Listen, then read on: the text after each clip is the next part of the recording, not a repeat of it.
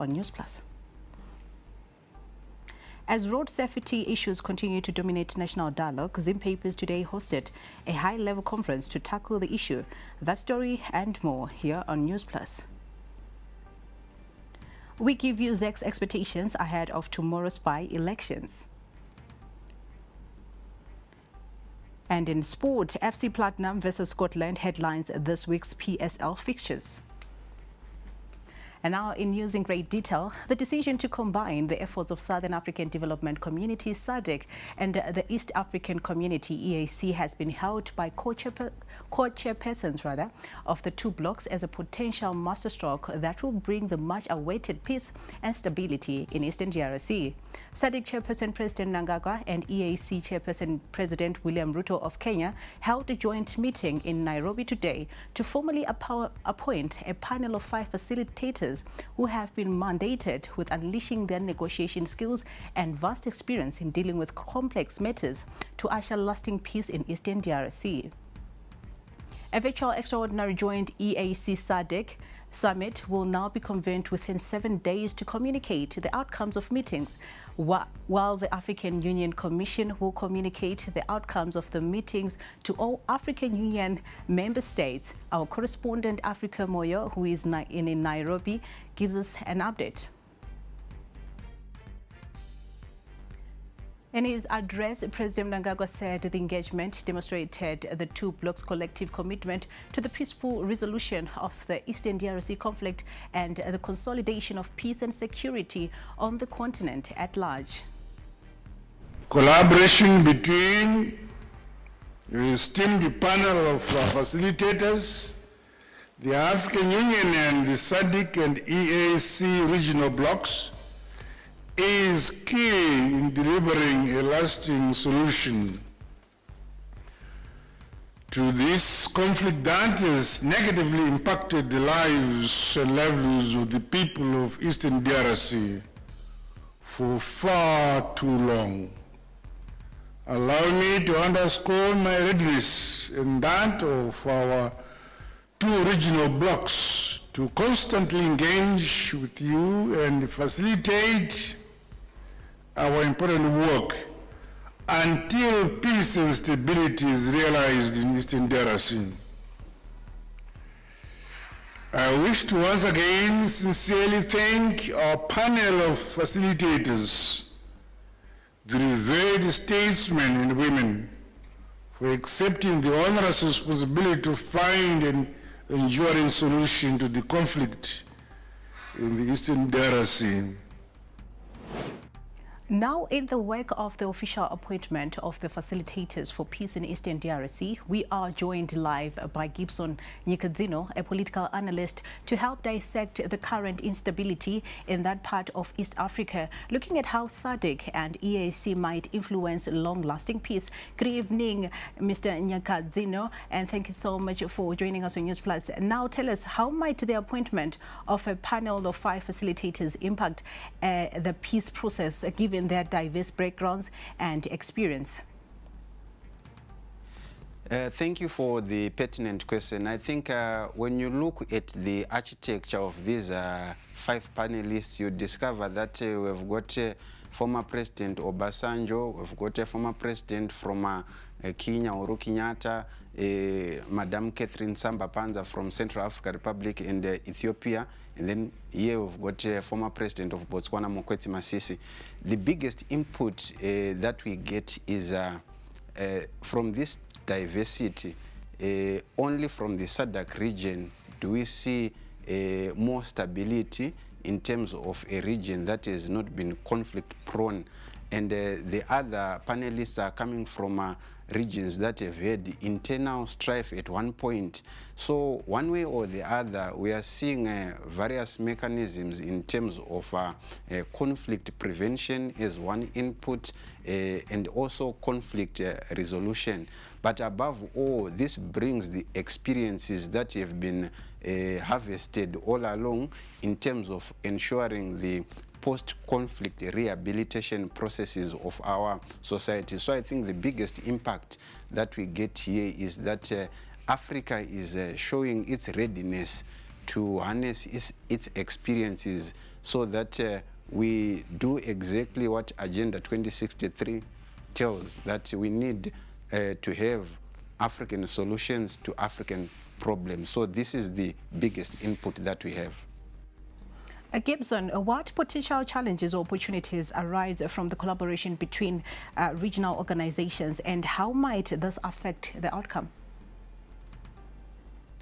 So the biggest input that we have is that by identifying the DRC Rwanda challenge as an essential element which requires mediation by African parties, it also gives a spotlight to other areas where we have conflict. So it also spotlights challenges that we are facing in Sudan. It spotlights challenges that we are facing in South Sudan. Even in West Africa, there are also challenges. So it is not only the work or mediation efforts by the SADC and the East African community, but one way or the other would also want to see a position whereby the ECOWAS can also work with the Central African states, so that at times, in times of conflict, there is a need to identify areas that are not left out. Because the question remains today, DRC, it is mediation. What about Sudan? What about South Sudan? So all this has to bring. Well, Gibson, before we let you go, what are the key factors that will determine the success of the facilitators' efforts and broadly in finding a durable solution to the conflict in Eastern DRC? The first thing that we need, the biggest factor, is to have a political will from both parties, either the DRC or Rwanda. Then secondly, we need this a peace process to be scaffolded on a platform of sincerity and a platform that ends the humanitarian crisis that we have had for the past years. So in as much as we are willing to see this peace process going on, there is that desire to see a political will from both parties, an end to hostilities, an end to using other proxy means to keep this conflict up. Because at the end of the day, it is not about the leaders. The people who will be affected are the ordinary people, and also the reputation of the continent. At a time, we are saying Africa, up to 2050, it is going to emerge as one of the biggest international players. So I think we mustn't lose either the goodwill, but also the biggest projection of our power, which only comes through unity and also the need and the desire to see conflicts resolved. Thank you so much, Gibson, for joining us and giving us those insights. Meanwhile, President Emmerson Mnangagwa is back home from Nairobi, Kenya, where, as a SADC chairperson, he met EAC chairperson President William Ruto. The two leaders co-chaired the SADC EAC joint briefing session and formally commissioned 5 facilitators to support peace efforts in Eastern DRC. Moving on with our stories, as road safety issues continue to dominate the agenda, Zimpapers and the Traffic Safety Council hosted a high-level road safety conference today, bringing together key stakeholders to discuss strategies for curbing the increase in road fatalities. The conference, which drew participants from the police, government departments, combi operators and other relevant parties, aims to turn the tide on the scourge of road carnage and promote a culture of safety on the roads. More details in the following report. A total of 2,191 more accidents have occurred in the period January to June this year compared to the same period last year, leading to the deaths of about 188 people.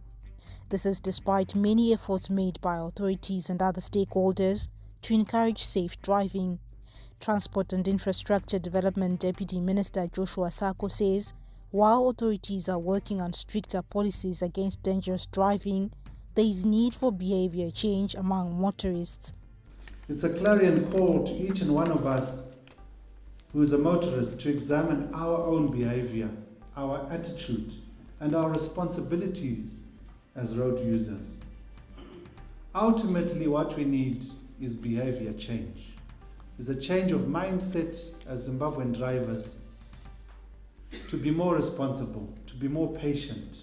Deputy Minister Sako was speaking at the Road Safety Conference organized by the Sunday Mail, a weekly newspaper belonging to the media conglomerate Zimpapers Group, in collaboration with the Traffic Safety Council of Zimbabwe. The Sunday Mail editor Darlington Musarurwa says this initiative is a classic case of the media using its voice to champion social change. But clearly the ultimate solution lies in me, you, and all of us. We have to commit to change our behavior. And this is what precisely informed our theme for this year's event. Stop, think, and act.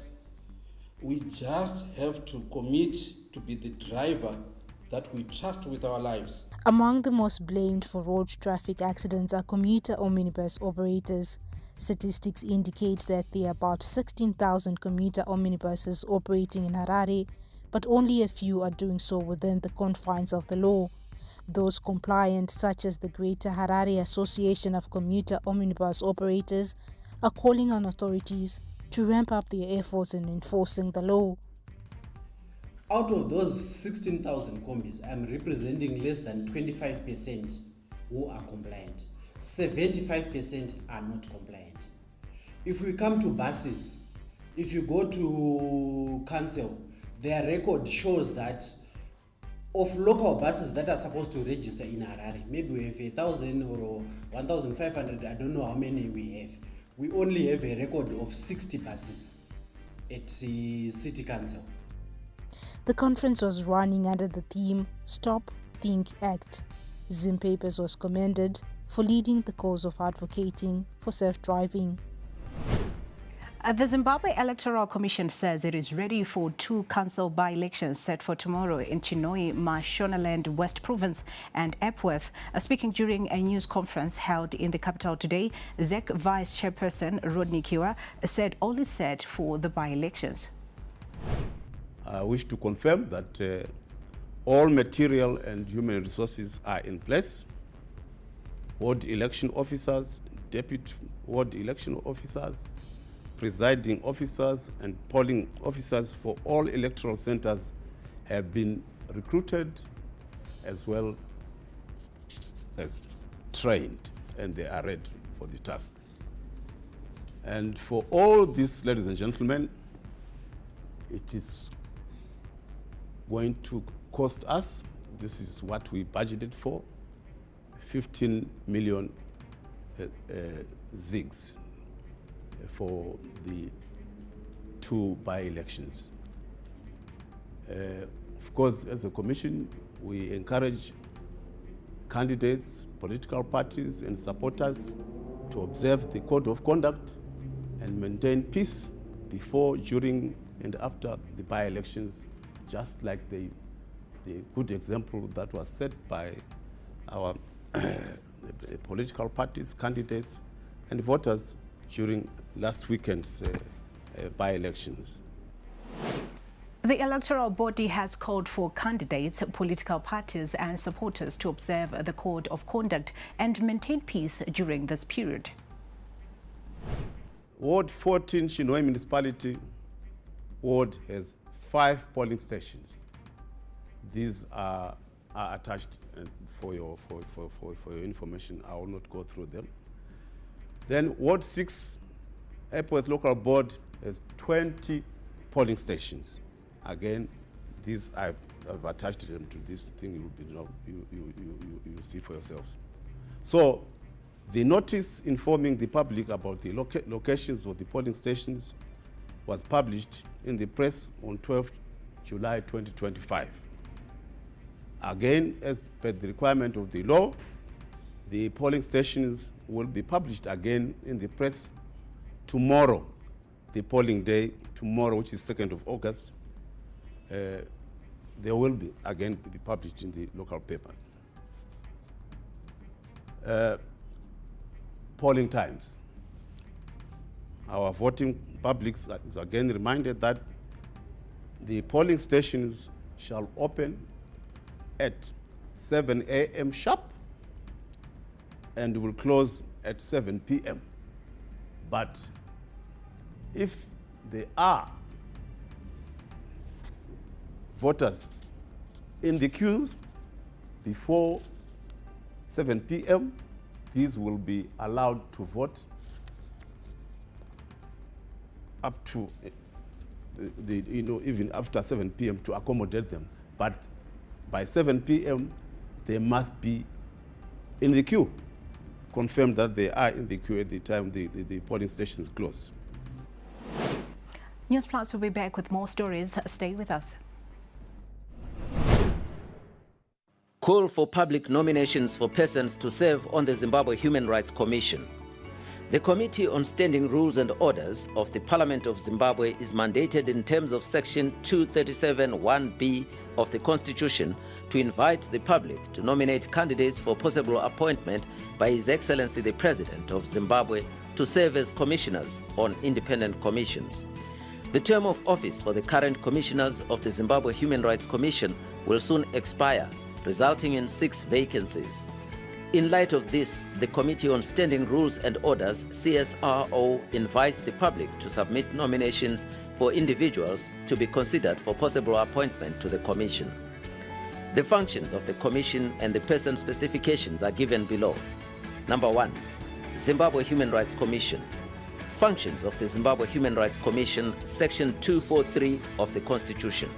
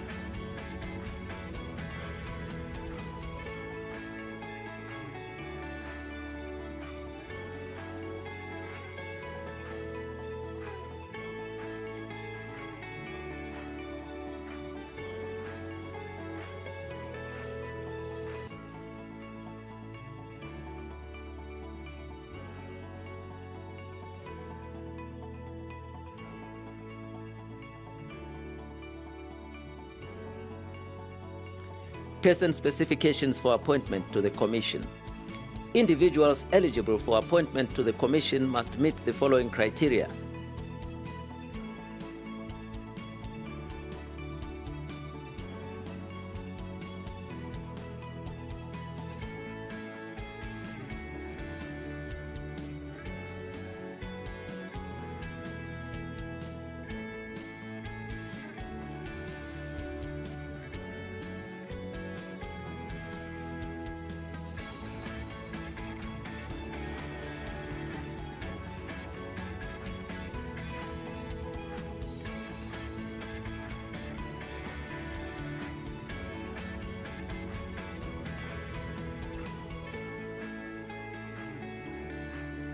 Nomination material must consist of a typewritten submission of no more than 2 A4 pages long, stating why the person nominated is a suitable candidate, together with a detailed curriculum vitae and a nomination form which can be obtained at the New Parliament of Zimbabwe, Mount Hamden offices, Human Resources Department, 3rd floor, room 340, or downloaded from the Parliament website, www.palzim.gov.zw. Nominations must be addressed to the Clerk of Parliament in sealed envelopes, clearly marked with the name of the Commission. These may be emailed to clerk@palzim.gov.zw, posted or hand-delivered to the Clerk of Parliament, Parliament of Zimbabwe, New Parliament Building, 2nd floor, room 201, Records and Information Department, Mount Hamden, by post P.O. Box CY 298, Causeway, Harare.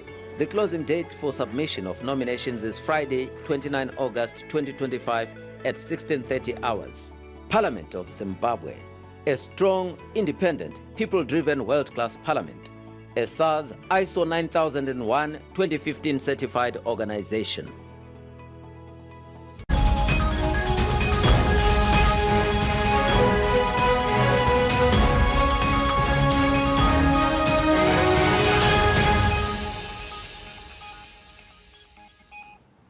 Welcome back and thank you so much for staying with us on Newsplus. Now on to some agriculture news. Government is set to grow its national herd to 12 million in 2034 through investing in genetic improvement and stud breeding. The Ministry of Agriculture has ventured in a number of livestock production, training, coordination, sector development, monitoring programs, providing animal grading services and compiling public sales calendars to reach the target. Speaking during a breed sale, the Deputy Minister of Agriculture, Davis Marapira, said the country has one of the best breeds in the world and the breeds continue improving yearly. He urged farmers to capitalize on the readily available breeds to grow the livestock sector. Here we are seeing about 17 breeds coming from very good farmers. And out of the 17 breeders, we have different type of breeds. We have the Brahman, we have the Simmental, we have the Simbra, we have the Tuli. The Tuli, which I think is very good for our rural communities. So the quality of cattle which I'm seeing here, we have about 140 of them, is improving every year, which shows that Zimbabwean farmers are serious about breeding. And once we have the seed, which we have here, that means our target of 12 million cattle will be reached in the next 10 years. Because having this kind of breed will mean the nation will have good seed for improvement of the breeds and coming up with the best animals. The Jason Papamoyo JZM Air Force Base has deployed a team of medical practitioners to conduct a medical outreach here at Odorf Clinic in Senyati for a free medical outreach where over 200 people had access to free healthcare services. The outreach, which ended today, is part of the base's contribution to the annual Zimbabwe Defense Forces ZDF Community Assistance Week. More in the following report. The Community Assistance Week is a significant phase in Zimbabwe Defense Forces calendar, making it a remarkable way of strengthening its caudal ties with communities. Jason Papamoyo Base Commander Air Commodore Ellen Chiweshe said healthcare is a critical basic need that should be given access to everyone. Air Force tikufanira kuti tidzokere tinotarisa maitiro ataita program so that tione tine a bigger impact society. During the outreach, JZM medical team also carried out drug and substance abuse and mental health campaigns. The outreach was made possible through the help from NatFam and Kadoma General Hospital. JZM medical doctor Kevin Kamurio said at least 250 patients had been assisted since Sunday. The Zimbabwe Defense Forces, the Air Force of Zimbabwe, have been consistent in carrying out these medical outreaches in the past years. So this year we were at Odorf Clinic in Pechwe area, Sanyati district, where we launched the Community Assistance Week on Sunday. And since Sunday, the turnout has been quite immense. Beneficiaries commended the ZDF as the outreach made it easy for them to be examined by a medical doctor, a rare opportunity for most rural community members. I want to scan at a save one. I want to pachena. That's how far away is one. So I'm going to As Zimbabwe prepares to commemorate Heroes Day on August 11, a day dedicated to honoring the sacrifices made by the country's heroes and heroines, we take a look at the late life of the late Vice President Joshua Nkomo. The late Vice President Joshua Nkomo, affectionately known as Father Zimbabwe or Chibwe Chitedza, meaning Slippery Rock, was a revolutionary politician, who served as Vice President of Zimbabwe from 1990 until his death in 1999. He was founder and leader of the Zimbabwe African People's Union, ZAPU, whose military wing was ZIPRA and operated from Zambia. Nkomo was a leading trade union leader who went on to become president of the banned National Democratic Party, NDP, and was jailed for 10 years by Rhodesia's white minority government. After his release in 1974, ZAPU, along with ZANU, which was created in 1963, contributed to the fall of the colonial settler regime under Ian Smith. In 1987, Joshua Nkomo signed the Unity Accord together with the late former president Robert Mugabe, following political disturbances in Matabeleland and Midlands provinces. Nkomo was born on June 19, 1917 in Matobo and was one of 8 children. His father, Thomas Nyongolo, worked as a preacher and a cattle rancher who worked for the London Missionary Society. Nkomo was detained at Konakudzingwa restriction camp by Ian Smith's government in 1964 with fellow nationalists Ndabaningi Sithole, Edgar Tekere, Enos Nkala, Maurice Nyagumbo, and Robert Mugabe until 1974. Following Nkomo's release, he went to Zambia to continue opposing the Rhodesian government through the dual processes of armed resistance and negotiation. Nkomo married his wife Johanna Mafuyana in 1949. They had 4 children, Tandiwe, Ernest Tutani, Sibangilizwe, and Sehlule. He died on 1 July 1999 of prostate cancer at the age of 82 and was buried at the National Shrine with thousands in attendance. Now on to some provincial news. The interventions by the Zimbabwe Red Cross to help stop the spread of cholera, particularly in Mashonaland East and Central provinces, have managed to eradicate the pandemic in hard-hit districts. More from our correspondent. Having been the cholera hotspots, residents of Mashonaland East and Central provinces are now breathing a sigh of relief. In this fight, the government worked around the clock with the Zimbabwe Red Cross Society as well as the International Federation of Red Cross and Red Crescent Societies in actively implementing the Cholera Disaster Relief Emergency Fund program. The cases continue to rise even up to this year, early this year. So fortunately for the district, we got some assistance from the Red Cross Society, which came to complement the efforts that were being done by the government of Zimbabwe and our local Ministry of Health staff. And they did quite a number of activities that assisted us to quell the scourge of the cholera pandemic. The strategy prioritized community surveillance, case management, and tailored risk communication, targeting high-risk populations such as children, the elderly, persons with disabilities, and frontline workers. 100 were trained in cholera surveillance, contact tracing, and data collection. In addition, Red Cross also assisted our health promotion department in conducting what we call community dialogues. This is whereby we move around the communities, educating them about cholera, hearing their views and their perceptions about diseases like cholera. The Zimbabwe Red Cross Society is now running a community-focused public health preparedness in districts like Wedza, Uzumba Maramba-Pfungwe in Mashonaland East Province, Bindura, and Rushinga. The response is meant to leverage on lessons learned from past outbreaks. So in response to that, we had an intervention where we had a number of activities in terms of WASH, in terms of training for our health workers, and also training of volunteers who do door-to-door hygiene education. Communities have responded positively and are still eager to receive accurate information, ask questions, and take proactive steps to stay safe. Zvatifadza straight kuti kana tichinge taisa tinozoti takabuda kutoilet tinosvika tigeza maoko edu tinge takubata zvinhu zvedu maoko edu yakachena hatizobatwa nechinhu chinonzi cholera.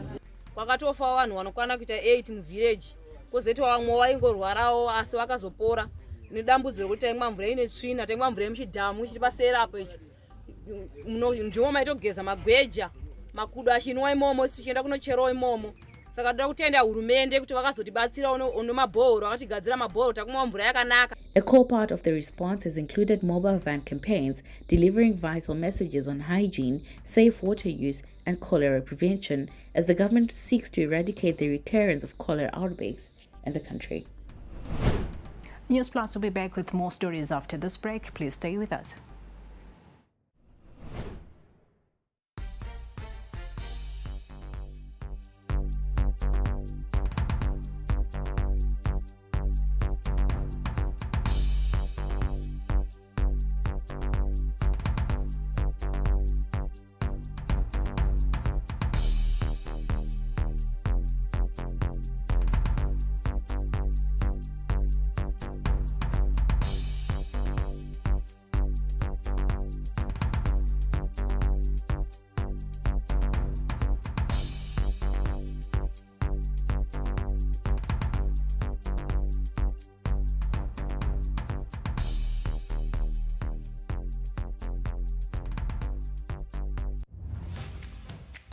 Got some questions about Showmax? Well, we've got the answers. What is Showmax? Showmax is not a TV channel. It's a streaming service with tons of hit series, movies, and more. Plus, Premier League live on mobile. Just pick what you want and hit play. No schedule or airing times. With Showmax, you watch what you want, when you want, and where you want. For any other queries, find us on Facebook, X, Instagram, or TikTok.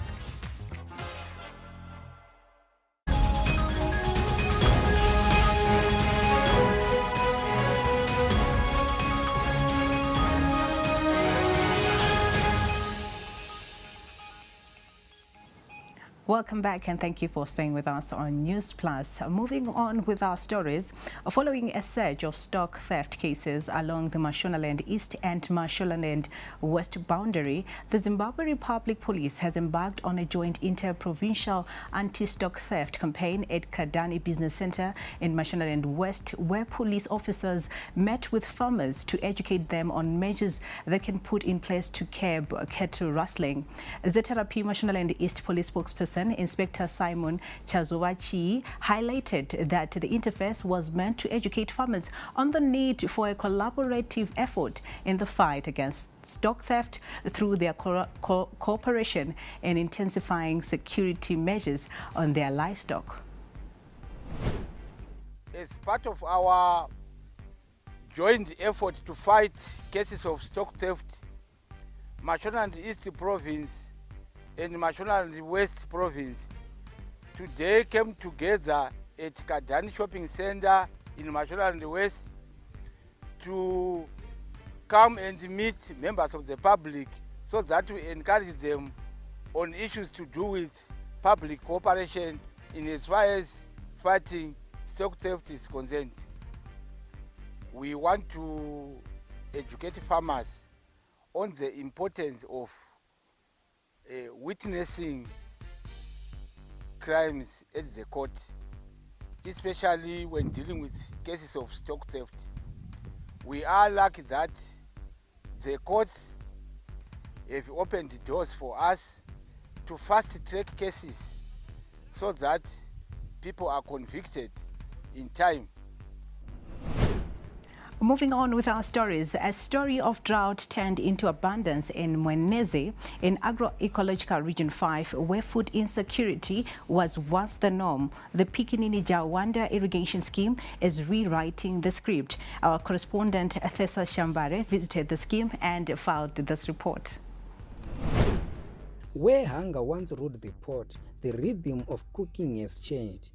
For Yurita Mawoe, it is now 2 or even 3 meals a day, a luxury before the scheme arrived. Sesu muno mumwenezi nenyaya yekuti mamusingabi zvakanaka tachingokwanisa kuona chikafu pazuva kamwe chete tichimwawo tiri pamwe nomuriwo chaiwo asi pari zvino takutarisa kuti kutobva patakarima tikutodlawo sadza masikati nemanheru.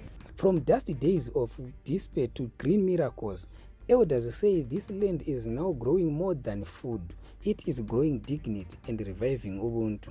Izvezvi dzibhinzi ndotodzionerawo muno dzakarimwa taingodzionera mumakapu. Saka zvakandifadza kuti ko ndo zvinhu zvataingotenga izvi zvinoita kuti tingozvirimirawo. saka izvozvo zvakangondifadza. According to the Crops and Livestock Report 2, Mwenezi is among the 5 districts worst affected by climate change, with over 70% of households needing food aid. Rikosi vanhu vaingokohwa kuti vanenge vachirima pamunda yavo kumusha inge vari ivinga mikuru vanga vachingorima vachikohwa vanhu ivavo nemvura yakanga iripo. Zvino yavako iko zvino takatoona kuti yotoda madiridziro saizvizvi. Ndinofara zvikuru nemadiridziro atakavigirwa munomu kuti tava kubhenefita chikafu. Isusu mayuthi tava kuendawo kuchikoro sekuti vazhinji tatakaregera munzira nekuda kwekuti vabereki vanenge vasina mari yekutiendesa kuchikoro. Behind the shift from dryland farming to irrigation is a solid technical support. Dryland farming vangorima zve 3 months vomaketa zvatopera, then imwe period vane vakangogara kusina chiri kokumuta. Asi nokuda kweirrigation taakurima kuri nyuwasi gore rose. This is part of a climate resilient livelihoods project supported by the government, Green Climate Fund and UNDP, aiming to bring water and sustainability to vulnerable communities. So for these irrigation schemes to be sustainable, we've been trying to make sure that they have access to inputs, they have access to information, and they have access to markets. Private players like SADC are now investing, unlocking the commercial value of community schemes. As SADC, we have gone on a mission to make sure that we are giving farmers contract farming opportunities in an irrigation scheme like this one, which sits on around 100 hectares, thereby giving them an opportunity to have a market. Once they have produced their sugar bean, we then come in and purchase that sugar bean. The 156-hectare Pikinini Jawanda irrigation scheme, delayed since the 1985 construction of Manyuchi Dam, is now fully operational. We are ready as government because apart from the ground force, the vehicle-mounted sprayers that we have between ourselves and the national parks, we also now have the 9 drones, one for each province. This is for the government capacity. Of course, where there is huge threat, we deploy all the 9 drones. From around the world, Ivory Coast's President Alassane Ouattara has confirmed that he will stand for re-election during a national address in Abidjan. He vowed to continue driving development to keep Ivory Coast on the path of peace, stability and prosperity, pledging to dedicate his full energy to the nation and its people. Ouattara secured a 3rd term in 2020 following a constitutional revision that reset presidential term limits. More than 8.7 million Ivorians have registered to vote in the presidential election scheduled for October 25. Mes chers compatriotes, conformément à la Constitution de la Troisième République, l'élection présidentielle se tiendra le samedi 25 octobre 2025. Ce scrutin sera l'occasion de confirmer une fois de plus la force de nos institutions et l'enracinement de notre démocratie. Comme je l'ai indiqué à plusieurs reprises, toutes les dispositions ont été prises pour que les élections soient apaisées, démocratiques et transparentes. Je voudrais à nouveau vous rassurer que nous mettons tout en œuvre pour maintenir le climat de paix, de stabilité et de sécurité que connaît notre pays depuis plusieurs années. South African scientists have launched an anti-poaching campaign in which rhino horns will be injected with a radioactive material. The group from the University of Witwatersrand said the process is harmless to rhinos but will allow customs officers to detect smuggled horns as they are transported across the world. South Africa has the largest rhino population in the world and hundreds of the animals are poached there every year. The university's venture called the Isotop project was launched on Friday after 6 years of research and testing. U.S. President Donald Trump says South African products exported to the U.S. will face a 30% tariff from August 7. South Africa faces the highest rate in sub-Saharan Africa, reflecting Trump's strained relationship with the government of President Cyril Ramaphosa. Other African nations, including Nigeria, Ghana, Lesotho, and Zimbabwe, have been hit with a 15% tariff, which will also come into effect in 7 days. The decision is a huge blow to South Africa, as the U.S. is its second biggest trading partner. Trump argues that introducing tariffs will protect American businesses from foreign competition and also boost domestic manufacturing and jobs. Moving on with our news, the International Monetary Fund, IMF's newly appointed senior resident representative in China, Marshall Mills, says all the world's major economic powers should promote clear and transparent trade frameworks in order to reduce policy-induced uncertainty. In an interview with China Global Television Network, Mills highlighted the increasing fragmentation of the global economy over the past few years and emphasized the importance of maintaining an open trading system. We would take a global approach to this and encourage the maintenance of an open trading system. So you mentioned fragmentation. The IMF has done research on this in previous World Economic Outlooks, and we found that it could be very costly and in particular hit smaller economies very hard. So everyone has an interest in maintaining an open global trading system. Newsplus takes a break. Stay tuned.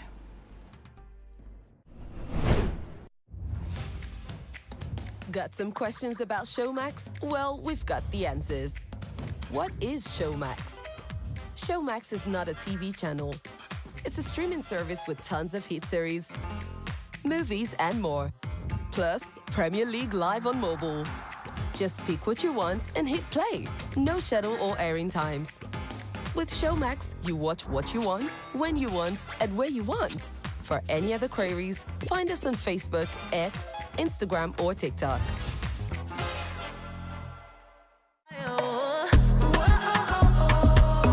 Welcome back, gospel music lovers, to another season of My Ultimate Gospel 10. Your ultimate destination for soul-stirring melodies and inspirational stories. Prepare me for a good day. God is faithful because He's holy. Wow, this is beautiful.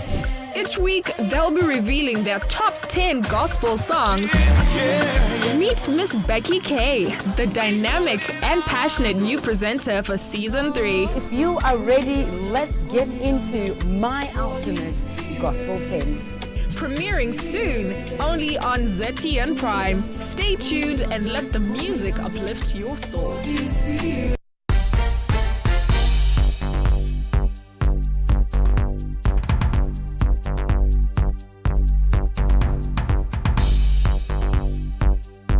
In business news, the Information Minister Dr. Jennifer Moswere today officially unveiled a fleet of state-of-the-art equipment worth $3.5 million for Wange Colliery Company, marking another milestone in the government's drive to revitalize the coal mining giant and boost energy security. The new equipment, which includes ambulances, 30-ton trucks, buses, refuse compactors, and off-road service vehicles, is part of a broader recapitalization program that has seen the firm's annual coal production surge from less than 500,000 metric tons before 2017 to over 7 million metric tons. Dr. Moswere hailed the transformation of Wange Colliery Company as a testament to the success of President Mnangagwa's administration in driving industrialization and energy self-sufficiency.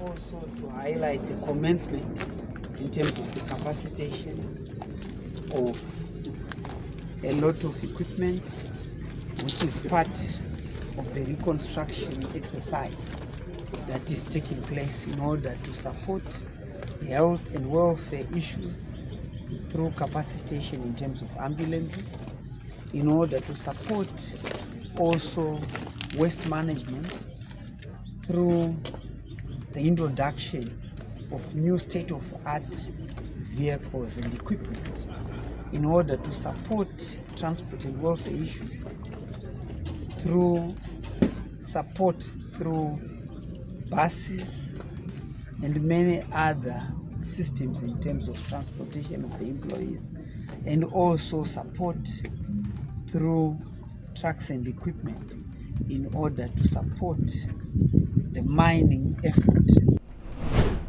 Mutapa Investment Chief Executive Officer Dr. John Mangushka says progress is being made in transforming parastatals under its purview. The Mutapa Investment Fund was established last year to play an oversight role on parastatals with a view to turning them into profit-making enterprises. Out of the 30 entities that are under Mutapa, 53% of them are profit-making entities. 47% of them, they're loss-making, and those are the entities that we want to turn around. And those ones who are already profit-making, we need to continue to feed them, so that at the end of the day, they become bigger companies in terms of growth. Therefore, we are looking at all of them. We've done a risk assessment of all our entities, and those who are loss-making, we are putting in place turnaround measures and strategies, so that at the end of the day, they'll be able to produce more, increase their production. One of the parastatals under transformation is the national airline Air Zimbabwe, which recently made its way back into global ticketing and code sharing. We've managed to do that. If you look at Air Zimbabwe, for example, we're working with them to ensure that they now go onto the global distribution system, so that they will be able to pay for your tickets online, like another through your travel agents and others, and that we're working on it. And we are doing that through looking at the existing equipment that they've got, and where we need to list, we'll be able to list, and then there's why to increase volume of business at Air Zimbabwe. Monitoring and Evaluation Learning Week today concluded with delegates touring the Geopomona Waste Management Facility. The familiarization visit was meant to enhance a process evaluation, which is critical in understanding project effectiveness. Head of Delegation and National Monitoring and Evaluation, Secretary Fananai Madambi, commended the project's capacity to solve environmental and energy issues. Evaluation is not just about summative evaluation. At the end, there's formative evaluation, which happens as we go. So I'm sure when this project started, there were objectives which are being met as we go. As you can see, that this what used to be a problematic dam site is now a state-of-the-art waste to energy facility, which is clean. And we are seeing a clean environment, which is also going to produce energy. So already we are realizing an impact. The waste management site is expected to contribute to Zimbabwe's clean power grid upon full operationalization. The CEO hopes such work can be replicated across the 10 provinces of the country. To evaluate what we're doing. It gives us time and effort to make sure whatever we're doing here, we put more effort to meet the target of the construction of the project. As I said, we're going to replicate this to other regions.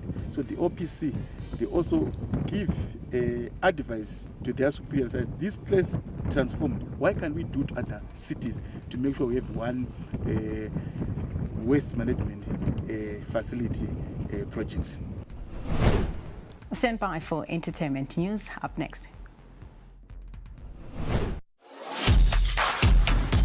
Two fans, one game. One of them paid for quality. The other didn't. ZTM Prime now offers premium live Premier Soccer League matches behind a paywall. Skip the stress. Watch your team in high definition, uninterrupted, and in real time. ZTM Prime paywall matches, because real fans watch live.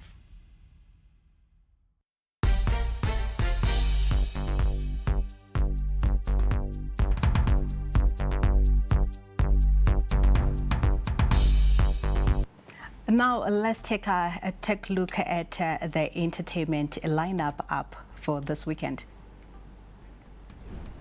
Dendera exponent Sulmani Chibet will perform this evening at Sherwood Golf Club in his neighborhood of Marble Rain, Harare. After his performance in his backyard, he will proceed to Mushanda Pame Hotel in Highfield for another show this Saturday. Tita's band leader Andy Murizo returns to the Yard Bar and Restaurant this evening for another show, nestled in the heart of Longchamp Plaza in Belvedere, Harare. The event is dubbed Frozen Fantasy, and on Saturday he will hold another gig at the Breast nightclub.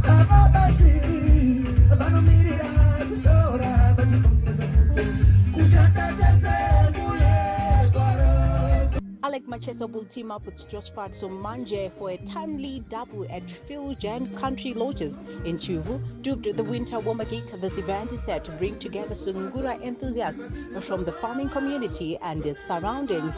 The show starts at 8 p.m.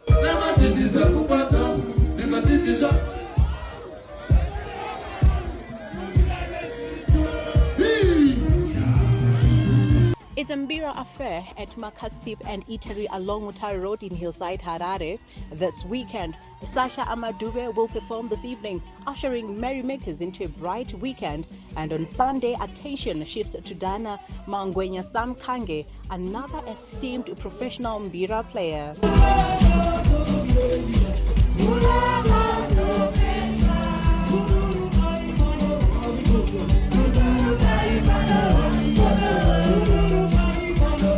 Zimbabwe's finest gospel stars will invade Gaborone International Convention Center in Botswana for a much-anticipated show dubbed Grateful Experience Botswana. Top performers at this event include Minister Michael Mahendere, Elena Makombe, Janet Manyoa, Sharon Cherai, Teksho Zamangube, Elvaton Lalaze, Elat Cherai, and Blessing Jazatham, alongside Lebo Sehobela and Toto Lanswe, among others. The event starts at 2 p.m.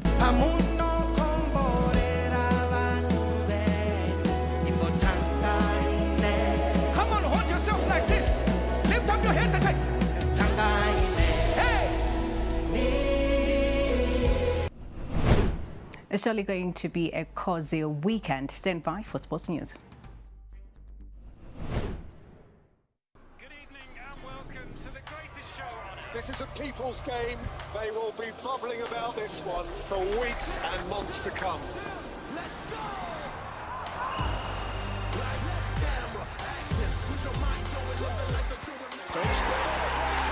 Wherever you are, whatever your reason, it's on SuperSport all season long. Reconnect and stay connected to DSTV Compact and get the best football on us.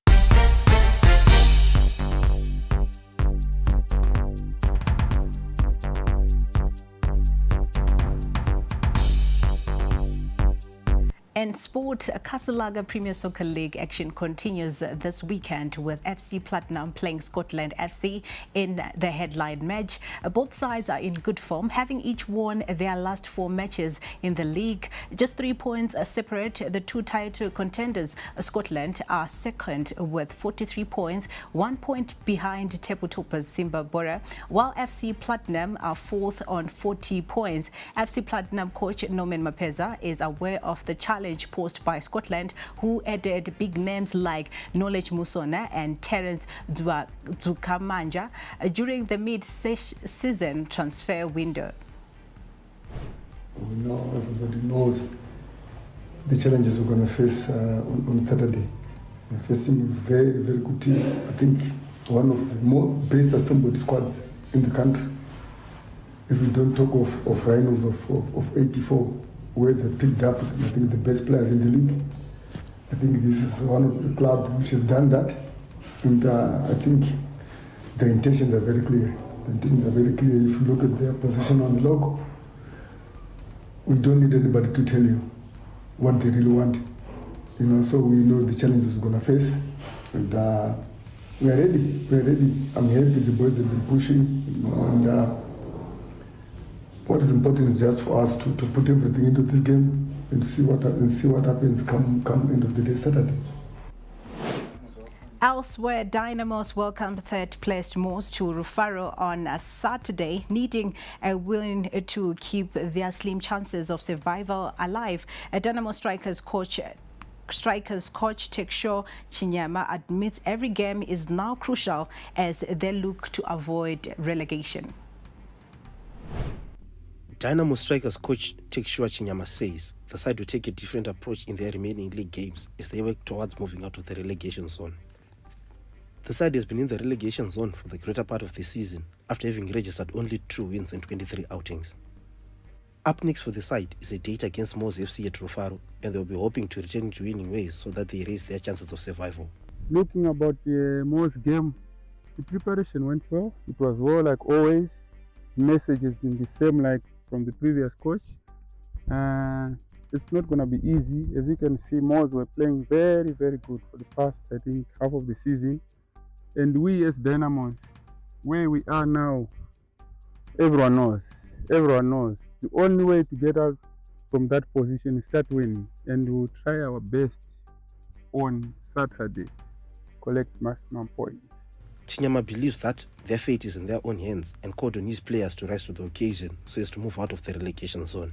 We just tell the guys, no one is going to change this position unless ourselves. Don't expect miracles, but we need to train well, prepare well, and play good and win matches. Starting from Saturday, I think we'll do our best and collect maximum points. With the domestic top flight reaching the boiling point, Dynamos will have to work their magic and win the majority of their remaining 11 games so as to avoid the drop.